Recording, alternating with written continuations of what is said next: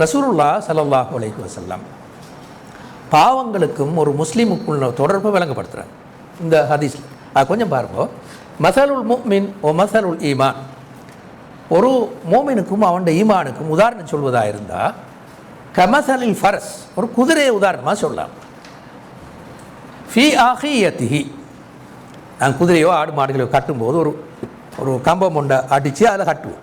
அப்போ அந்த குதிரையை நாங்கள் அது எங்கெங்கேயாவது திரிஞ்சிட்டு வந்ததுக்கு பிறகு அதில் கட்டி வைப்போம். அல்லது கழுதை அல்லது ஏதாலும் ஒரு மிருகம், இதில் நாங்கள் அதுக்கு ஒரு இடம் ஒன்று இருக்கும், அதில் கட்டி வைப்போம். இது போல தான் ஒரு முஸ்லீமும் அவனோட ஈமான். அது எப்படி எஜூலு, அந்த குதிரை அவுத்து விட்டதுக்கு பிறகு எல்லா பக்கமும் தெரிஞ்சுட்டு திரும்ப அந்த இடத்துக்கே திரும்பி வரும். சும்மா எர்ஜி இலா ஆஹியத்திஹி, அது கட்டிக்கிற இடத்துக்கு திரும்பி வரும். உலகமெல்லாம் தெரிஞ்சிட்டு அந்த ஊர் முழுக்க தெரிஞ்சிட்டு அப்படியே திரும்ப அந்த இடத்துக்கு வந்து சேரும்.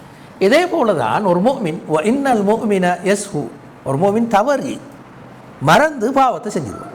சும்மா எர்ஜி இலல் ஈமான், திரும்ப ஈமானுக்கு திரும்பி வருவான். அப்பவே ரசூலுல்லாஹ் ஸல்லல்லாஹு அலைஹி வஸல்லம் இங்கே சொல்ல வரேன்டா, ஒரு மோமின் முழுக்க முழுக்க பாவச்செயல்கள் மொத்தமாக ஈடுபட மாட்டான் இல்லை.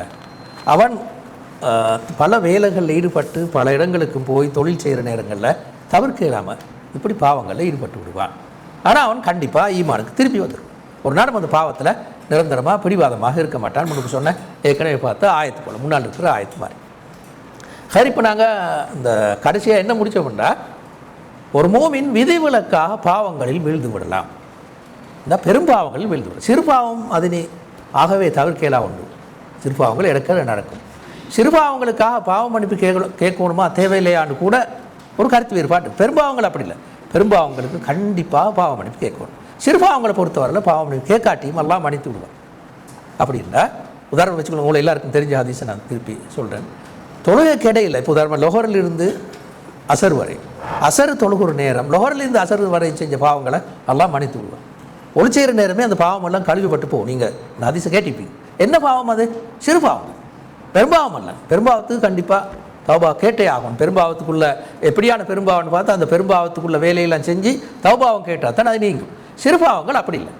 நோய் வந்தால் பாவங்கள் மன்னிக்கப்படும். அதை நீங்கள் கேட்டுப்பட்டிருப்பீங்க. நோய் வந்தால் பாவம், எந்த பாவங்கள்?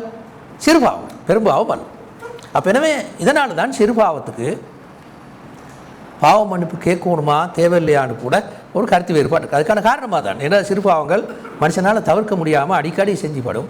அதுக்கு இந்த மாதிரியான விஷயங்கள், ஒரு நோய் ஒன்று வாருது, ஒரு பிரச்சனை ஒன்று உருவாரு, இதெல்லாம் அந்த பாவ மன்னிப்புக்கும் காரணமாக இருக்குது. கஃபாரான்னு சொல்லுவோம். சிறுபாவங்களை மன்னிப்பதற்கு மனுஷனுக்கு வர சோதனைகள், நோய் மாதிரியான சோதனைகள் கஃபாரா, குற்ற பரிகாரமாக அமையும். அப்போ அந்த வகையில்